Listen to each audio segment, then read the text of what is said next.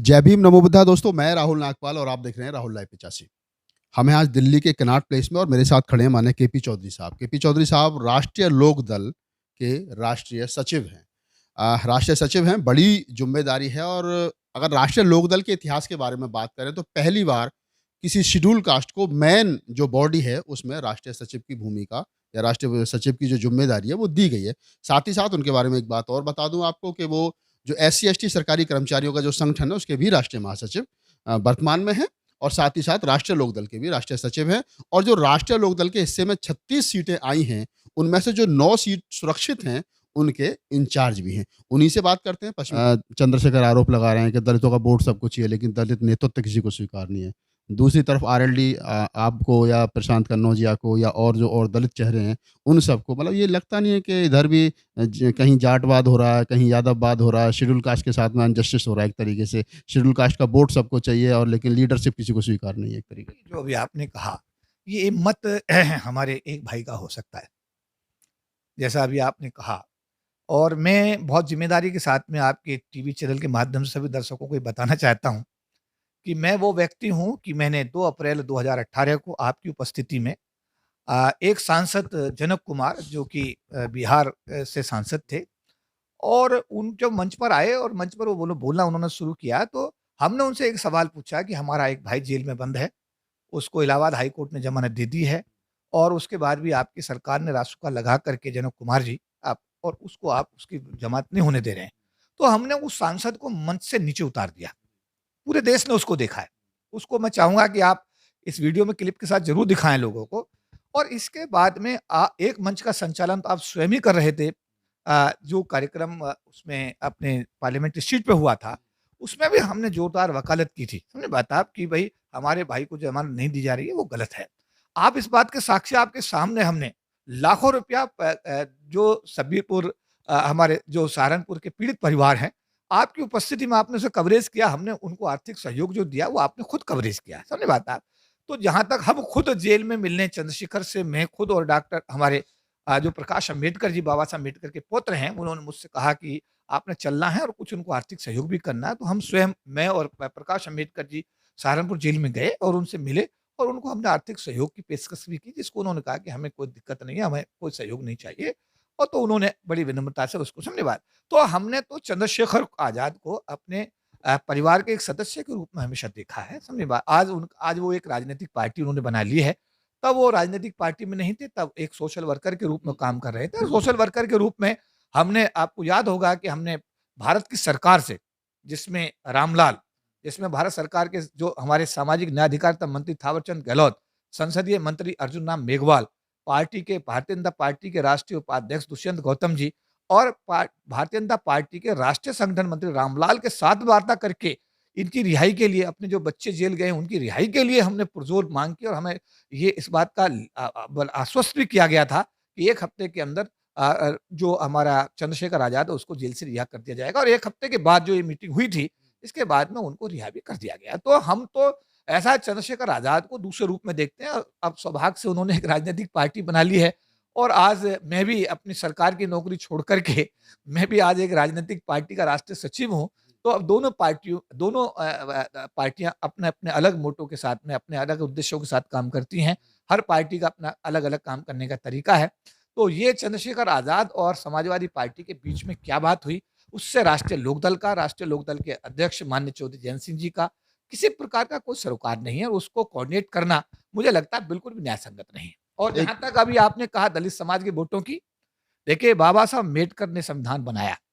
बाबा साहब अम्बेडकर ने रानी और बांदी का वोट बराबर करके गए। भारत के प्रधानमंत्री का वोट भी और भारत में एक हमारे समाज के सफाई कर्मी का वोट भी बराबर करके गए। तो ऐसा कभी नहीं हो सकता जब तक भारत का संविधान होगा। कोई राजनीतिक पार्टी इस भारत की भूमि पर ऐसी हो ही नहीं सकती, जो बिना अनुसूचित जाति, जनजाति समाज के समर्थन के बिना सरकार बनाने की सोच सके। और अगर किसी पार्टी के मन में ऐसा भाव है, तो मैं ये कहूँगा कि ये उनकी बड़ी भारी भूल होगी। मैं ये कहूँगा कि हर राजनीतिक पार्टी को अनुसूचित जाति, जनजाति समाज के वोटों की आवश्यकता थी, है और रहेगी।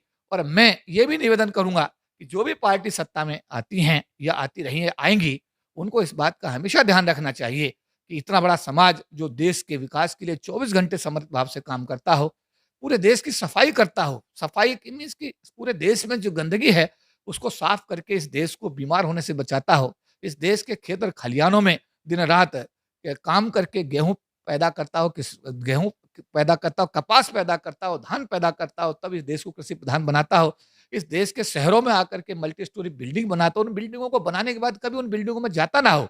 ये ऐसा समाज है कि जो इस देश के समाज के इस देश के विकास के लिए 24 घंटे समर्पित भाव से काम करता है, निस्वार्थ भाव के, और कुछ मांगता भी नहीं है।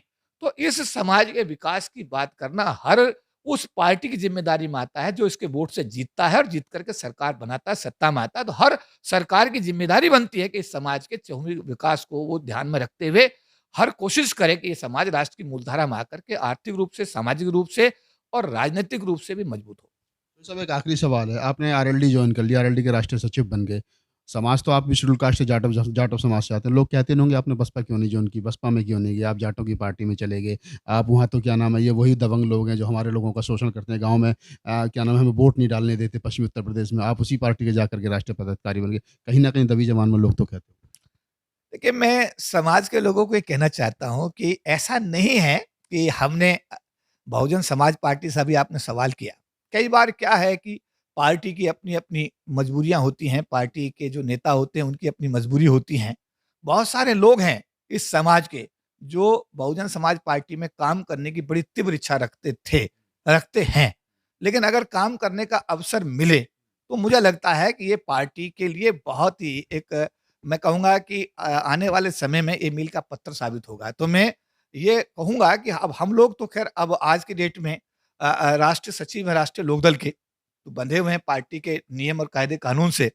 लेकिन मैं पार्टी जो बहुजन समाज पार्टी है उसको, उससे जो भी नेता हैं, जो चलाने वाले लोग हैं, मैं उनसे निवेदन ज़रूर करूँगा कि समाज में जो लोग पार्टी के साथ जुड़ कर के समाज में काम करना चाहते हैं, वो जयप्रकाश जैसा हाल ना हो कि आदमी जयप्रकाश को बनाया जाता है और उसको पार्टी का उपाध्यक्ष बनाया जाता है, पार्टी के लिए वो दिन-रात काम करता है और उसे कल आने वाले दिनों में फिर बाहर का रास्ता दिखा दिया जाता है। कहीं न कहीं पार्टी जो आज की डेट के अंदर जिस स्थिति में पहुँची है, उसमें पार्टी की जो नीतियाँ हैं, उन नीतियों में परिवर्तन लाने की आवश्यकता है। योग्य व्यक्तियों को ढूँढने की आवश्यकता है, योग्य व्यक्तियों को उचित ज़िम्मेदारी देने की आवश्यकता है, जिससे उनके कैलिबर का, उनका उनका जो जो जो वो कर सकते हैं पार्टी के लिए, और पार्टी के माध्यम से समाज के लिए, और समाज के माध्यम से देश के लिए कर सकते हैं। तो ऐसे सब लोगों को पार्टी के अंदर उचित ज़िम्मेदारियों में समावेश अगर किया जाएगा आने वाले समय में, तो जो पिछले दिनों देखा जा रहा है, मीडिया के माध्यम से कहा जा रहा है कि बहुजन समाज पार्टी कहीं फाइट में नहीं है। बार-बार ये कहा जा रहा है, फाइट में नहीं है। और आज की डेट के अंदर जो माहौल है उत्तर प्रदेश का, जहाँ चुनाव है, वहाँ पर फाइट में भारतीय जनता पार्टी के साथ में सिर्फ गठबंधन यानी कि आरएलडी, समाजवादी और जो दूसरी पार्टियों का गठबंधन वो दिखाया जा रहा है। समझ बात आप? तो कहीं न कहीं मैं भी, क्योंकि अब राजनीति में हूँ और एक राजनीतिक पार्टी का राष्ट्रीय सचिव हूँ, तो मैं भी ये मानता हूँ कि अगर कहीं लड़ाई उत्तर प्रदेश में है, तो वो गठबंधन और भारतीय जनता पार्टी के बीच में है। चलिएगा सर, ये तो समय बताएगा किसके बीच में लड़ाई है। जब 10 मार्च को नतीजे आएंगे तब पता चलेगा। हर पार्टी अपने अपने दावे करती है। सतीश चंद्र मिश्रा जी कह चुके हैं कि जो जो सर्वे दिखाने वाले लोग हैं, हमारे पास भी आए थे, उन्होंने कहा कि हमें मालूम है आप जीत रहे हो, आप हमें इतने करोड़ रुपए दे दो, हम आपको दिखा देंगे। तो मिश्रा जी ने भी कह दिया था कि नहीं कोई नहीं, जब हम जीत रहे हैं तो हम आपको पैसा क्यों दें। मेरा लास्ट सवाल है सर आपसे, आपने कहा कि आपने सारा कुछ बताया, शेड्यूल कास्ट के बारे में बताया, सब बताया, लेकिन मेरा सवाल वही है कि आरएलडी में आप हैं, आरएलडी में ना चुनाव लड़ रहे हैं, गठबंधन संगठन में ज़िम्मेदारी आपने मेन ज़िम्मेदारी दे रखी है। इन फ्यूचर अगर आरएलडी ये कहती है कि चौधरी साहब आप जाकर के 2024 में लोकसभा का चुनाव फाइट करो, तो फिर क्या आप लड़ेंगे? निश्चित रूप से अगर पार्टी का अध्यक्ष का कोई आदेश मिलेगा, पार्टी की तरफ से कोई आदेश अगर आएगा, तो पार्टी के आदेश की पालना करने में किसी, हम पूरी, मतलब ये है कि कोई, हम जो भी आदेश मिलेगा उसका पालन करेंगे। आज की डेट के अंदर मेरे जैसा कार्यकर्ता अगर राष्ट्रीय लोकदल का राष्ट्रीय सचिव बना है, तो कहीं न कहीं कोई ना कोई भाव, समझ में आता, मेरे मन में अपने राष्ट्रीय अध्यक्ष के प्रति ये पैदा हुआ जब मैं हाथरस में अपने राष्ट्रीय अध्यक्ष को अपनी समाज की बेटी को न्याय दिलाते हुए पिटते हुए देखा। तो मैंने कहा यार, ये आदमी जाट समुदाय से, ओबीसी में आता है, राष्ट्रीय अध्यक्ष है एक पार्टी का, समझ में आता, और ये हाथरस में पिटाई हो रही है। और हमारे जो अभी आपने कहा कि जो हमारे वोट का क्लेम करने वाले लोग हैं, उनमें ज्यादातर लोग नदारद थे, ज्यादातर लोग हाथरस में दिखाई नहीं दिए। तो ये जो संदेश है, ये संदेश कहने का, उससे मैं व्यक्तिगत रूप से बड़ा प्रभावित हुआ। और ऐसा कि माननीय जो चौधरी जयंत सिंह जी की जो कार्यशैली है, उसमें मैंने जो समानता, समता, भाईचारा, सबको साथ लेके चलने का जो भाव देखा है, मैंने उससे प्रभावित होकर के राष्ट्रीय लोकदल को बहुत सोच समझ करके ज्वाइन किया है। और मेरा जो निर्णय है, मुझे अपने निर्णय पर गर्व है कि आज मैं राष्ट्रीय लोकदल में काम कर रहा हूं और राष्ट्रीय लोकदल के राष्ट्रीय सचिव की हैसियत से अपने समाज को न्याय देने की मैं हर संभव कोशिश करूंगा। तो दोस्तों, आप हैं केपी चौधरी, और उन्होंने जिस प्रकार से सारे तीखे सवाल मैंने उनसे किए, बड़ी बेबाकी से उन्होंने बड़े मुखर होकर के सारे सवालों का जवाब दिया। तो अगर आपको हमारा इंटरव्यू चौधरी साहब के साथ अच्छा लगा हो तो उसको लाइक कीजिए, शेयर कीजिए, कमेंट्स कीजिए। नए हो तो हमारे चैनल को सब्सक्राइब कीजिए, और अगर फेसबुक पेज पर देख रहे हैं तो हमारे फेसबुक पेज को फॉलो कीजिए। मैं दोबारा फिर किसी एक खास शख्सियत के साथ आपसे मुलाकात करूंगा। तब तक देखते रहिए राहुल लाइव 85। मैं राहुल नागपाल, कैमरामैन CL बोध के साथ, दिल्ली।